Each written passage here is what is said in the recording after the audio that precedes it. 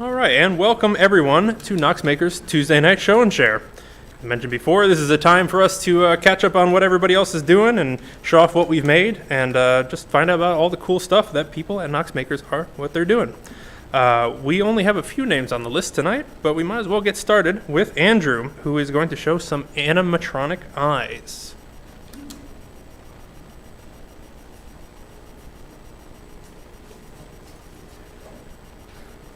All right, so a couple days ago I saw a YouTube video where somebody explained that the sci-fi robots of the 80s and 90s all showed character, and they all showed some kind of emotion. And the robots that we have now are little discs that clean our floors or that answer our questions, and they don't have any human factor to them. So he made a robot that interfaced with his Alexa, talked to him, had eyes, and interacted with him. And I thought that was a really good idea, so I wanted to do the same. So,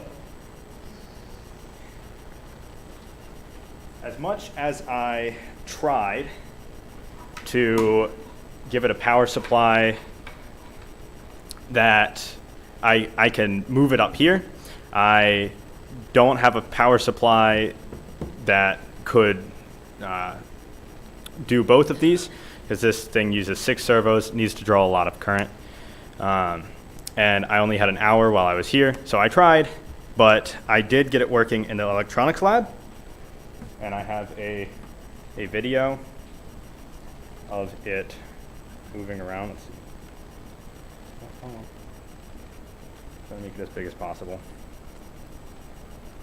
That he really does move. And he blinks as well. The joysticks have little switches in them.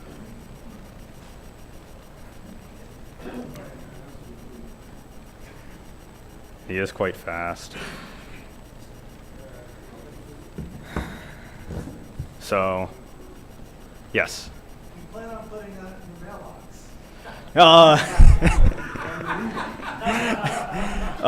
No.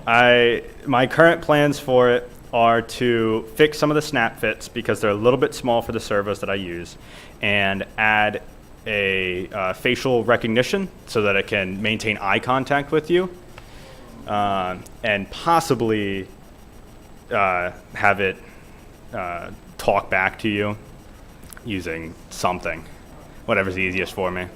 Yes. No, I don't, unfortunately.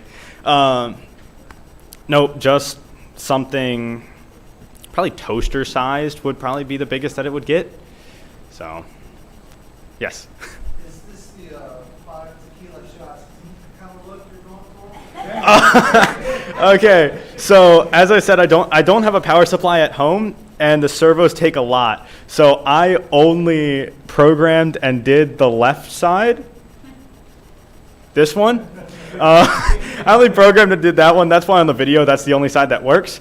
I'm still trying to get the right side to cooperate, but it doesn't want to because... Yes. Yes. Have you decided on a pupil color or shape, like lizard or No. So the mechanics of this was made by another person, and he open sourced it. I did spend hours making sure that I understood how it worked, though. He has 3D printed realistic eyes. These things look really, really, really creepy because they move and they look at you. But he 3D printed something and doused it in UV resin so that it's smooth, and airbrushed the red around the outside and the iris. And so these things look really realistic and they look really creepy. I don't plan to do anything like that because I don't want to creep myself out. It is sitting in my bedroom after all. I would like to sleep. Is that it? All right, thank you.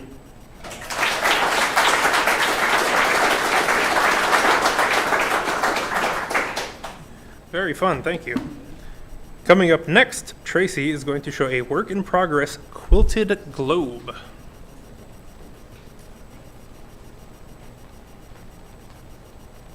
So this is my next art map project. I really liked doing the embroidery, so I'm doing an embroidered globe now. So first I had to make a pattern, which took months, honestly, because it took me a really long time to figure out how to make pattern for a round Earth, because the Earth is round, and I didn't figure that out until the last minute. So this is the pattern I'm using. It has 20 tiles. They're triangle and they're curved because round Earth. And then the colors on it are the depth of the ocean. So I'm only doing the ocean right now, and then later on I'll go back and do the land. I'm not actually embroidering the ocean in those colors, but the first pattern I printed out, I did like blue, blue, blue, and it was really hard to read, and I made a lot of mistakes. So this one is more contrasting so that I can tell the difference. And I even like labeled all my embroidery threads, like this one's the brown one, so if I'm doing it in the dark or something, I don't know. So I've finished 2 tiles. This is the first one. So I don't know if you can sort of see it. I embroidered the coastline, and then I don't have the tile for that one, but this is the deepest part, and then around the coastline is the shallowest. And then if I take this and put the next one next to it, you can see how they fit together, or they will fit together. So, Africa, yes. So the next one I'm doing is, it comes up here and it's a little bit of India and Madagascar, and that has lots of oceans, and that will take me a lot longer. But, so that is my work in progress. I predict that will take many months, but it will be a lot of fun, and I like how it looks. It looks really neat in my opinion. And I still have to figure out what I'm going to put on the land, but I figured I would just start and figure that out later. So, Will this be 3D? yes, it's actually going to be a globe. Like, what are you using for support? Stuffing? It's just going to be like a pillow, stuffed like a pillow.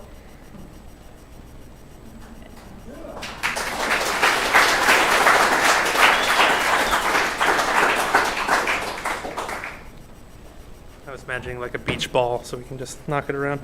All right, coming up next, Matt is going to show a casting failure.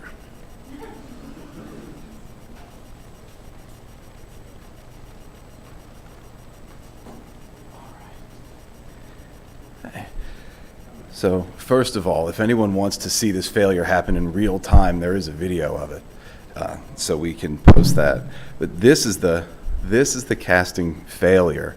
So underpinning this is we do have a foundry that works now. We fired it up this past weekend, so yay. And there's other people. Who's there? Craig was really big on this, and there's the Foundry channel on Mattermost, which you should join if you're interested in that. We are putting together an auth class. It'll be a lot of fun. Pouring metal's great if you've never done it. But after we poured some aluminum, I made a nice little 6x6 tile. Oh, there we go. There we go. Yeah. So I made a nice little 6x6 tile, and I was going to pour a little brass tile as a tester, and I underestimated the amount of metal that was in there, and I went to pour, and just this little dribble of metal came out, and that was the end of that. So, casting failure, but ultimately we have a foundry, and yay, that's good. So, that's What was it going to be?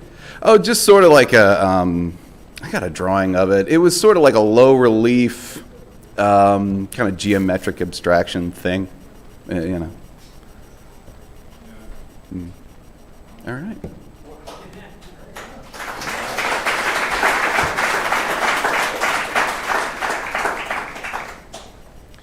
All right, next up, Sue is going to show something. She didn't tell me what.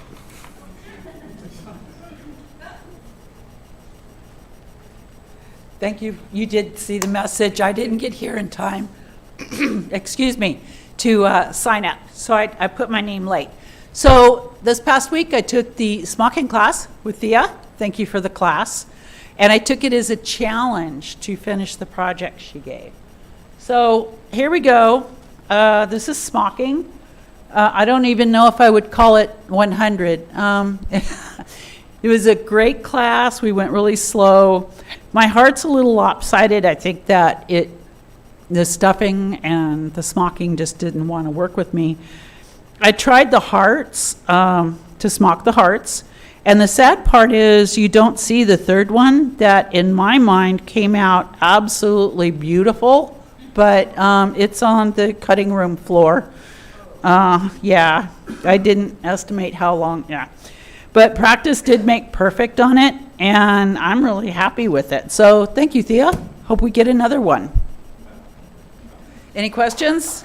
How long did it take? The class, I think, was 4 hours, and I didn't spend more than 2 additional hours finishing it up. Yeah. Can you explain what smocking is? So the first thing you do is you have to have a pleater machine, and thank you, Thea, for sharing your pleating machine. You can do it by hand, but it looks very time-consuming.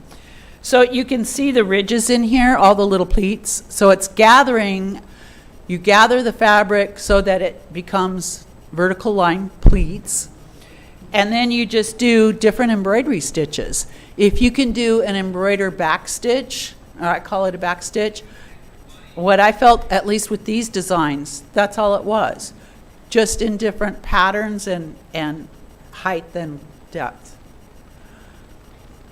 You're welcome. Anything else? Okay, thank you.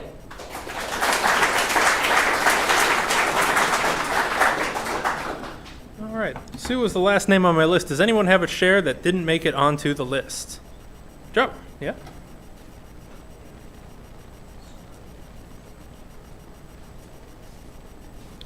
Hello, everybody.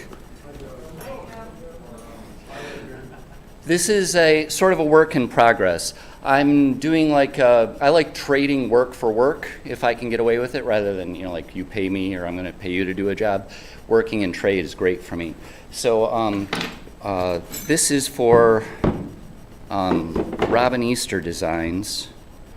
And I did some torch bending. They want a metal sign for the outside of their place. And so I did some torch bending for the letters to make their sign for them. And this is what we've got going on so far.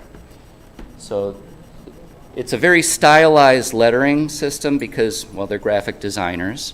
So they have very specialized letters. I don't know if I'm all the way out. It's R.E.D. Robin Easter Designs. And beyond that, they wanted also, and then, of course, it's all in a jumble in here, so I'll have to start getting them out. But let's see. These are some of the other letters for. They have basically a studio and a gallery. So if I spell it right and find the right letters. Sorry, I'll get them out here eventually. G-A-E. But one of the advantages of, say, doing torch bending as opposed to like working in a forge is that when you put everything like a long stick of steel into the forge, it kind of becomes like a big wet spaghetti noodle, right?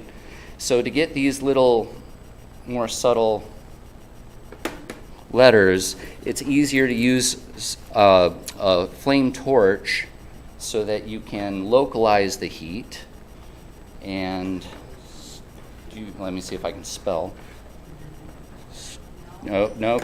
Stewed. Thanks, guys. Thanks. Yeah.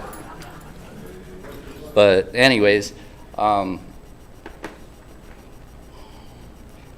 some smaller ones, But like I say, this is more of a work in progress. The rest of these things in here are the standoffs that are going to go into the brick. I'm going to have to weld these to the backs of the letters so that they go into the brick, and then we set them into the brick. And they'll stand off from the brick, maybe an inch off of the brick. But yeah, I've got the L's in here too. And all that, but I think you guys are getting the idea. But some of the shapes were really kind of fun to make, especially the T. I really enjoyed making the T. It's I had to do some little complex tight bends and then smash them all together to get it in there. So, but I wanted to show it tonight because I think that by the time the next show and share rolls around, that it'll be done and it be installed. So, oops. Bring a picture. Yeah, I'll bring some pictures of the success. I gotta find the right gallery. It's the gallery. Anyways, Izcan spells good, but anyways, this is the metal letters that I've been making for them. So I wanted to show them off before it was too late to show the real thing. That's Yeah. really cool. Neil? Are you gonna color them in some way, or? Yes, yeah, they have very specific Pantone colors that they want them painted. So I've got these sandblasted down so they'll accept the paint after I'm finished. I'm going to TIG weld the standoffs onto them and then give them probably another trip through the sandblaster so that they'll take the paint real good. But either one of you, it's Larry. Are you just freehanding that with like a vise and pliers and stuff, or are you actually bending around like pipe or something to like get consistent? Say for the O, yeah, I bent it right around a piece of round stock, and but for the rest of them, they're called scrolling pliers, and basically they're two kind of you'd think of needle nose pliers, except that they're two kind of tapering round ends on the needle noses, and you just bend very locally. You'll heat up whatever little area that you're looking for, and then crunch it with the needle noses. Sometimes I did smash it down with a vise to, like for say this tight area in the G's, where I had to smoosh it flat. It helps you to even it out. The A was challenging. Put it the right way. What diameter rod is that, and the other one you showed earlier? The diameter rod, I think that this is 3/16. It's bigger than 1/8. And then this stuff, I think is 3/4 is this stuff. And that was a little bit more challenging, yeah. Did any particular letters give you a challenge? The letters that gave me the most challenge, were, say, the T, because that was a really complex bend to get it to look right. And then the G and the A's, they were a little bit more challenging. The I's and the L's were really easy. How many T's did you make before you were satisfied? Oh, you know what? They all hand it to me. It all came out on the first try. I'm real happy. But you can. The thing about metalworking though is that you can just keep on working that same piece until you get it right. So until I was satisfied, I didn't quit. So yeah, I didn't have to. But Larry.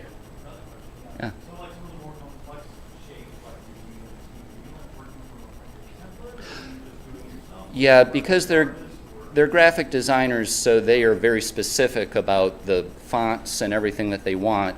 And they did print out a thing, and I blew it up to life size for real, so that I could sit there and like put it right over the one that I want. Do I have it exactly right? No, I need to tweak it just a little bit more and get it exactly the way they wanted it. Yeah. Martin? Would you twirl around, cut more of those so we bring Sure. the three-dimensionality? Sure. And the client want to retain that depth, or were they expecting it all to be hammered down flat? No, they knew going in that it was more like, say, like when you see a neon sign and it's a continuous tube bend, that you weren't going to get square corners, it was going to be bent. And you would have to have some that were on top, and it would be more of a three-dimensional thing. So when I'm making the letters, I had to, you look straight from the top, because if you go off a little bit, then maybe it doesn't look exactly like that. But if you want some more like the A's, you can see that they're kind of smooshed flat, three-dimensional, when you look straight down, that's their stylized A. And you can see that, you know, like the A and the G, the O's, they're all the same size. It's all very, but the G was a little bit complex. How long do those take? A day? I was out there for a bit, yeah. But yeah, the T was,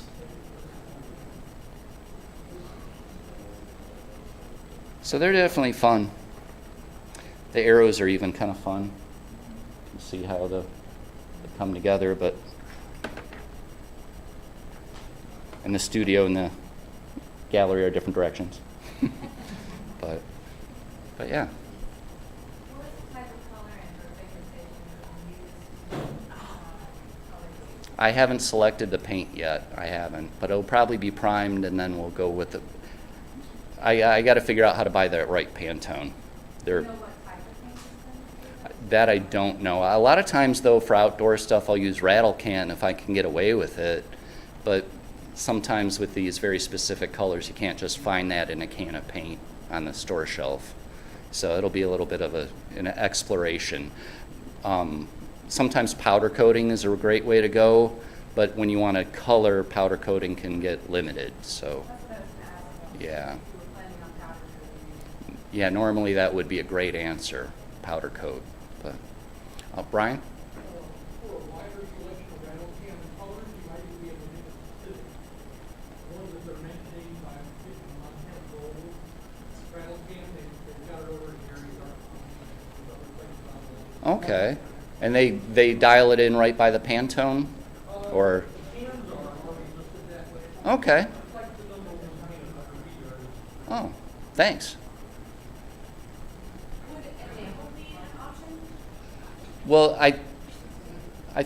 I'm not an expert on paint, but I thought enamel was an ingredient, more like it gives it that gloss, a harder coat. It's like brown glass, Okay. and then it's fire. Oh, I get what you mean. Okay. Yeah, I mean, it Okay. shows the object, but it's like a fine layer of glass. But I don't know, I don't know if it would work. Well, maybe you can tell me a little bit more about it after the show and share. I'd appreciate that. Martin? Will you post about those flyers in metalworking today? Sure, yeah, I can come up. It might be even more appropriate for the blacksmithing channel, but I'll post about them either way. Yeah. And Brian, we'll go one more. A little bit, yeah, they are. You can just grind the end of some needle noses for a poor man's version. They don't have to be very, very great for them to work. But, all right, guys, thanks a lot.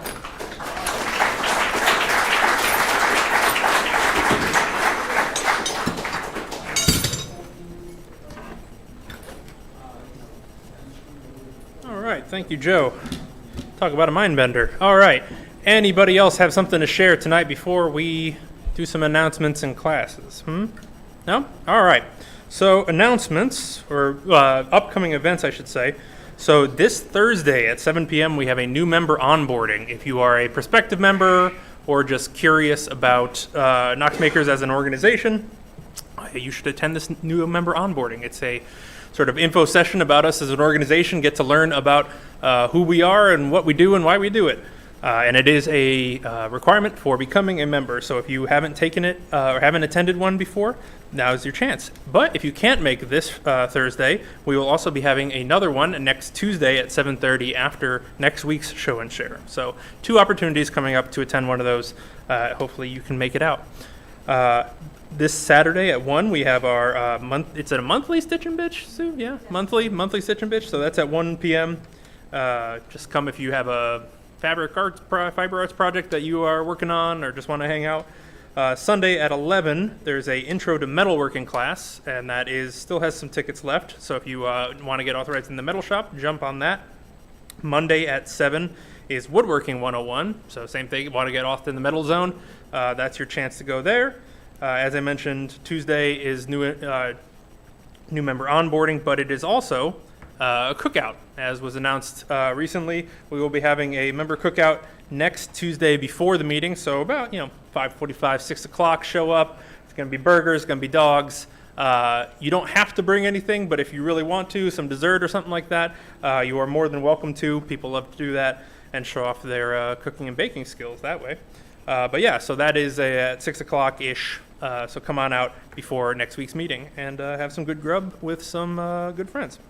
And other than that, don't really have any other announcements. If you see a garbage can with some garbage in it or an air filter that needs changing, we rely on volunteers to help do that. So if you see one of those and don't know how to do it, you can ask around and see if someone will help you. Other than that, anything else to announce? All right. Well, with that, I have class on next Thursday too. okay, I haven't gone that far. just till next Tuesday. But yeah, so there is also, you can find the full list of events for beyond next Tuesday on the events calendar at knoxmakers.org. So if you want to check those out for things that were just posted, that'll be up there as well. And with that, we're going to end tonight's meeting and open up the workshop, and feel free to hang out and yeah, have a good night. Thanks for coming.